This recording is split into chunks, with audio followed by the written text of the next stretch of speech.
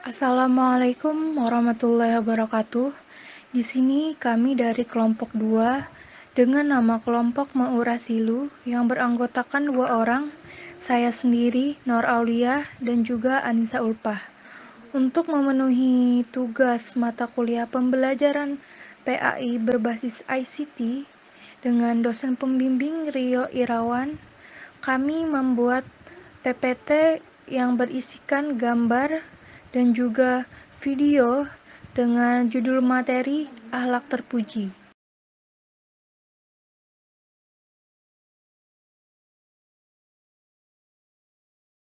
Dalam ajaran Islam, akhlak terbagi menjadi 2 jenis, yaitu akhlak terpuji dan akhlak tercela.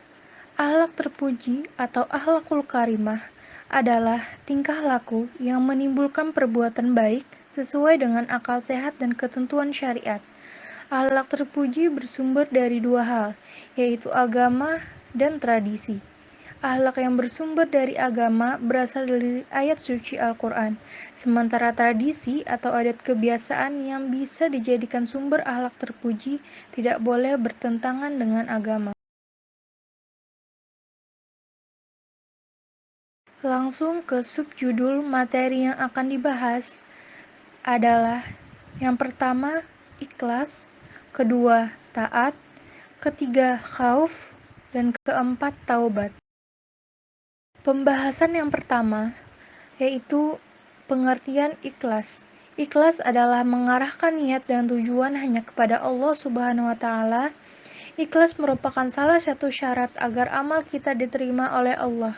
Jika amal tidak dilaksanakan dengan ikhlas, maka Allah tidak menerimanya. Di dalam slide kita dapat melihat 2 buah gambar. Gambar pertama terlihat seorang anak yang memberikan sedekah.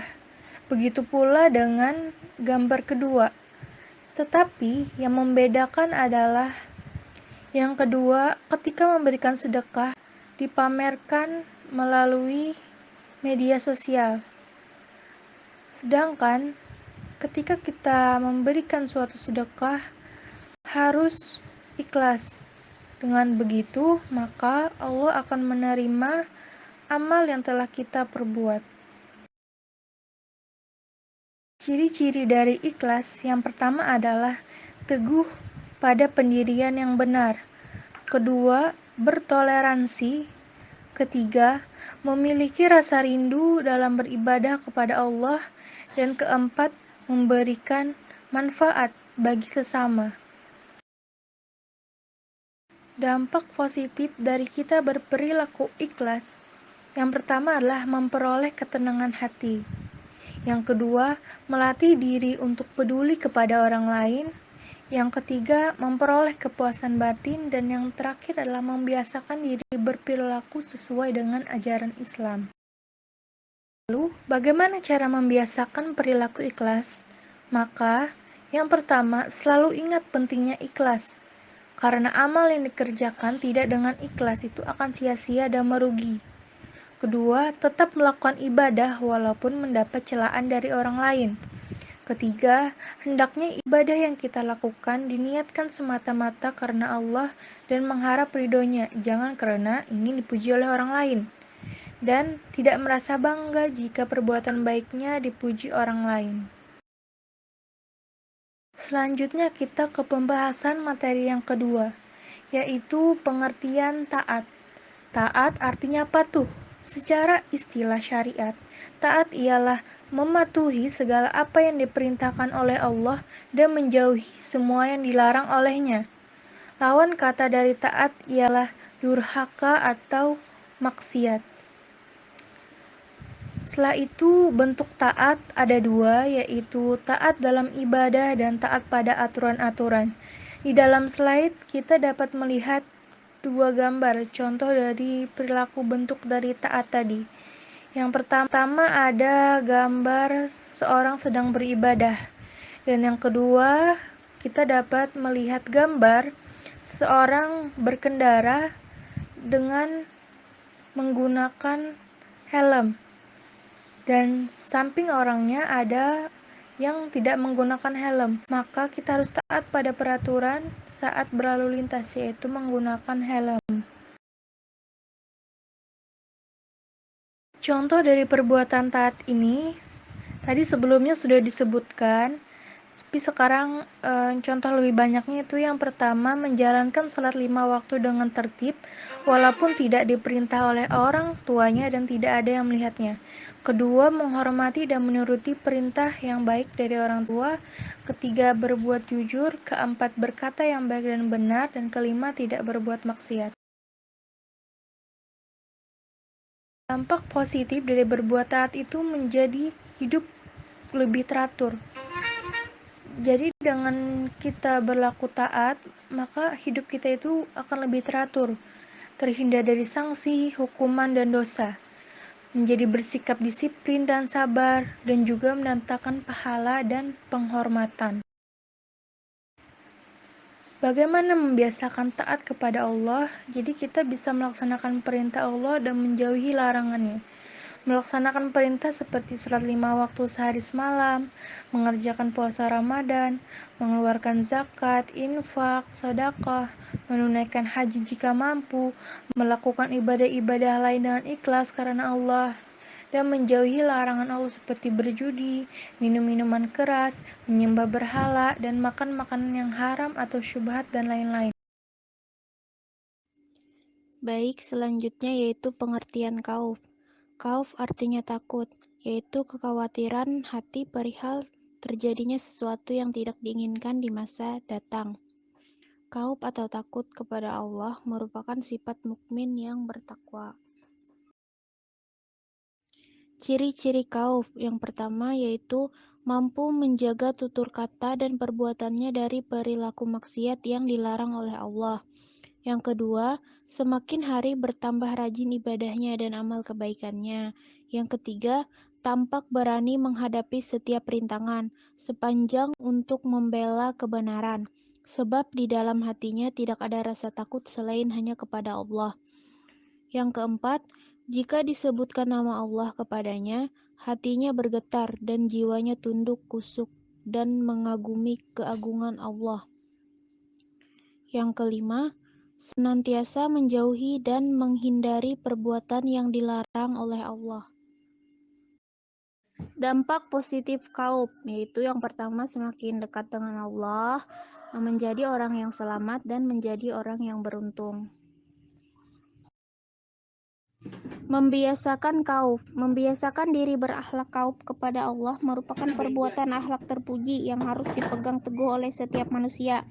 Sebab seseorang akan bermoral bejat manakala tidak ada rasa takut kepada Allah dalam dirinya. Agar dapat membiasakan diri berakhlak khauf, hendaknya diperhatikan beberapa hal berikut ini. Yang pertama yaitu yakinkan di dalam hati bahwa Allah itu Maha Kuasa dan Maha Perkasa. Yang kedua, harus disadari bahwa azab Allah itu lebih pedih daripada penderitaan apapun di dunia ini. Yang ketiga, tanamkan keyakinan dalam hati bahwa setiap amal perbuatan baik pasti ada balasannya dan perbuatan jahat pasti ada hukumannya dari Allah. Kemudian yang keempat, mulailah membiasakan diri berakhlak khauf sesuai dengan kemampuan yang ada. Yang kelima, berdoalah kepada Allah agar diberi kekuatan untuk senantiasa berakhlak khauf. Yang selanjutnya yaitu taubat. Pengertian taubat secara bahasa, taubat artinya penyesalan. Sedangkan menurut istilah, taubat berarti berhenti dari berbuat dosa, menyesal dan bertekad untuk tidak pernah mengulanginya lagi. Syarat-syarat taubat itu yang pertama meninggalkan maksiat, kemudian merasa menyesal, mengembalikan hak-hak yang telah terzolimi, bersungguh-sungguh tidak akan mengulangi, mengerjakan perbuatan yang baik, mengakui dan menyadari bahwa ia membutuhkan Allah. Jika taubat itu dilakukan setelah habis waktu diterimanya taubat, maka taubatnya tidak akan diterima. Berakhirnya waktu penerimaan taubat itu ada dua macam. Yang pertama, bersifat umum, berlaku untuk semua orang, dan kedua bersifat khusus untuk setiap pribadi. Yang bersifat umum adalah terbitnya matahari dari arah barat. Jika matahari telah terbit dari arah barat, maka saat itu taubat sudah tidak bermanfaat lagi. Pada hari datangnya sebagian ayat-ayat Rabbmu, tidaklah bermanfaat bagi iman seseorang kepada dirinya sendiri yang belum beriman sebelum itu, atau dia belum mengusahakan kebaikan dalam masa imannya. Katakanlah, tunggulah olehmu, sesungguhnya kami pun menunggu pula. Quran Surah Al-An'am ayat 158. Kemudian maksud dari sebagian ayat-ayat Rabbmu dalam firman Allah adalah terbitnya matahari dari arah barat, sebagaimana yang ditafsirkan oleh Nabi Shallallahu Alaihi Wasallam dari Abdullah bin Amru bin As radhiyallahu anhu. Nabi Shallallahu Alaihi Wasallam bersabda, senantiasa taubat diterima sampai matahari terbit dari tempat terbenamnya atau dari arah barat.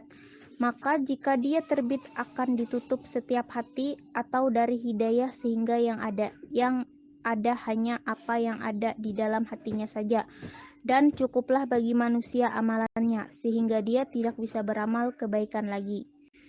Ibnu Katsir rahimahullah mengatakan sanadnya hasan.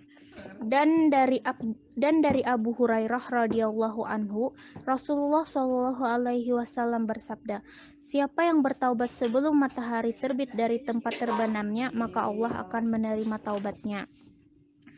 Nah, jadi selagi matahari belum terbit dari arah barat, maka taubat masih diterima oleh Allah.